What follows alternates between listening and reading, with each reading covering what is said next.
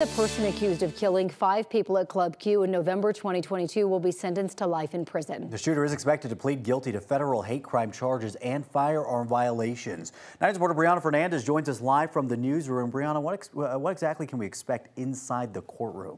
Yeah, so we know during today's sentencing, survivors will have an opportunity to speak. One of those survivors who will take the stand is Ed Sanders. So Ed was one of the 17 people hurt at Club Q that night. His friend Derek Rump and Daniel Davis Aston were among the 5 who were killed. Sanders was shot twice at Club Q back in November of 2022. He'd been a regular at that bar for 20 years. Sanders shared with 9 News the statement that he will read inside of that courtroom today, saying in part, quote, "My life, the lives of all of the victims and those injured, our friends and families, our entire community, we were all impacted harshly for the rest of our lives. We were even lucky enough to come away with them. I have scars now that I cannot get rid of, but the shooter will have scars himself because of what he did," end quote. So the shooter is expected to plead guilty to hate crime charges and firearm violations to avoid the death penalty. Federal prosecutors say the shooting was a premeditated attack.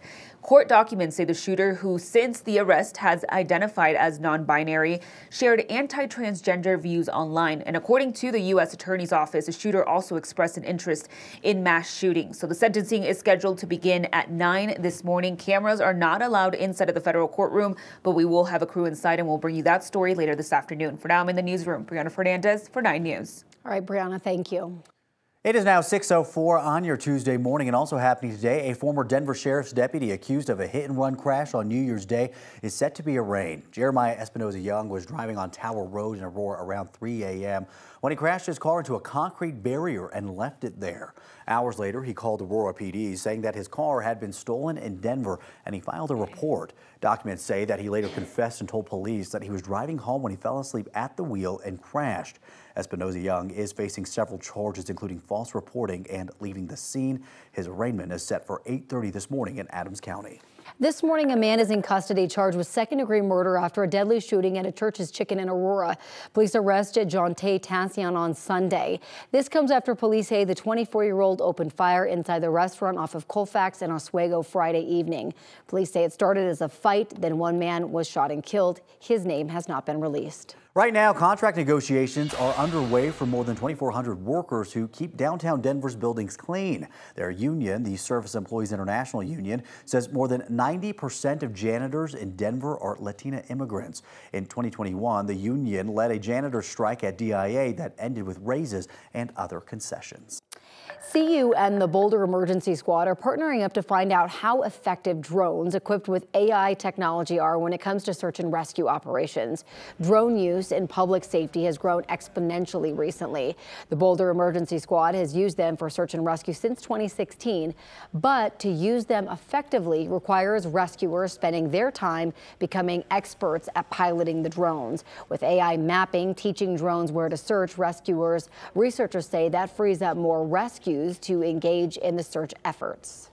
We have people with huge amounts of experience, decades of experience, and they have their heads down focused on flying these aircraft, which require a lot of manual piloting. But we want to really make their heads more present and aware of the space around them. Right now, researchers are trying to perfect the one pilot, one drone system. In the next year, they hope to be able to scale up and have one pilot command multiple drones. Denver has more than 300 pot shops. Some neighborhoods have so many that the city is stepping in to stop more from opening in certain areas. The Denver Department of Excise and Licenses put out a list of neighborhoods that can no longer add dispensaries. That list includes Overland, Northeast Park Hill, Baker, and Five Points. The rules started back in 2021 to keep neighborhoods from changing drastically with an influx of cannabis shops. We want to make sure that those neighborhoods, they're what makes Denver special. And we want to make sure that marijuana businesses are more spread out instead of concentrated in just one neighborhood. Denver also limits the number of cultivation facilities and grow houses.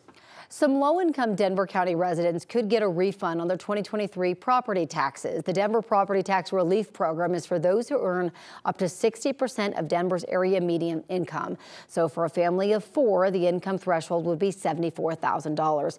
It's also for homeowners with disabilities, those who are 65 years or older, or those who have at least one child living with them.